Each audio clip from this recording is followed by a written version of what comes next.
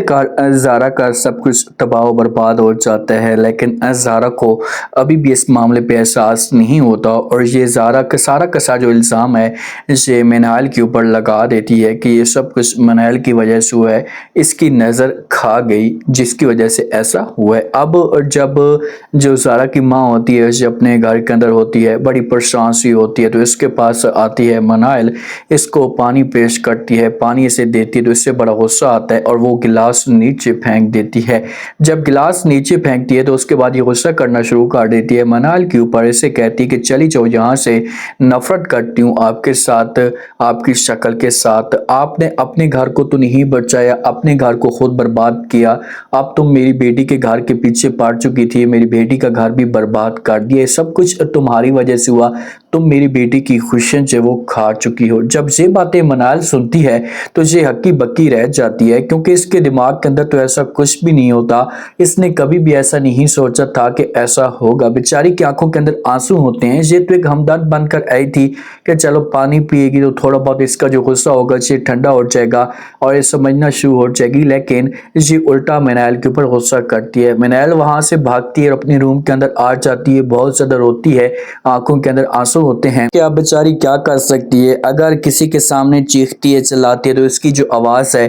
یہ سننے والا کوئی بھی نہیں ہے۔ ہاں ولید ایک ہے جو مشکل وقت میں کام آ سکتا ہے، اگر یہ ولید کے ساتھ کھل کر سب کچھ شیئر کرتی ہیں تو۔ کافی ٹائم کے بعد جو زارا کی ماں ہوتی ہے زارا کے گھر میں جاتی ہے زارا کو ملنے کے لیے، تو زارا کی آنکھوں کے اندر آنسو ہوتے ہیں، حنان اور حنان کی ماں کی حالت ایسی ہوئی پڑی ہوتی ہے کہ سب کو لگتا ہے کہ سب کچھ برباد ہو چکا ہے ان کا۔ تو زارا اپنی ماں کو کہتی ہے کہ ماں جی میں یہاں پر نہیں رہ سکتی، میرا دم گھٹتا ہے، بس میں آپ کے ساتھ جو وہ چلنا چاہتی ہوں۔ تو فوراً جو حنان کی ماں ہوتی ہے یہ بولنا شروع کر دیتی ہے اور زارا کو کہتی کہ ہاں ہاں بیٹا تم ایسا کرو گے، تم اس کے ساتھ چلی جاؤ اپنی ماں کے ساتھ، وہاں پر جا کر آپ کا تھوڑا سا دل بھی بہل جائے گا، اس کے بعد ہم گھر کو بھی سمیٹ لیں گے، سب کچھ ٹھیک کر لیں گے، اور جیسے پھر تم آؤ گی تو ٹھیک ہوگا تو بہتر ہو جائے گا۔ حنان اس کے اوپر تو مصیبت قیامت بن کر گری ہے، اسی تکلیف کے اندر ہے، تو اس کو اجازت دے دیں۔ تو آگے سے حنان بھی جو ہوگا یہ بولنا شروع ہو جائے گا اور یہ زارا کو بولے گا کہ جی آپ چلی جائیں، کیونکہ اس کے بعد انہوں نے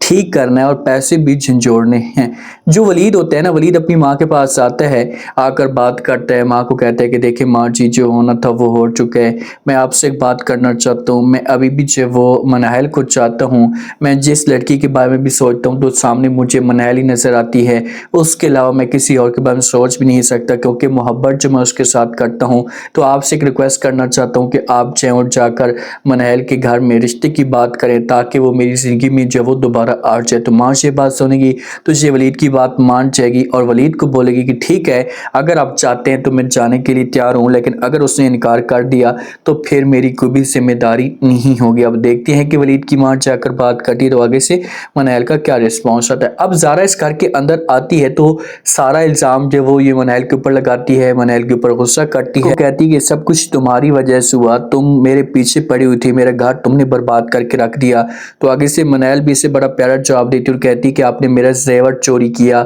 پیسے آپ نے لیے، تو آج وہ پیسے آپ کے ہاتھ سے جا چکے ہیں، اب آپ کے پاس کچھ بھی نہیں رہا، آپ نے مجھے برباد کرنے کی کوشش کی جس کی وجہ سے آپ برباد ہو گئے۔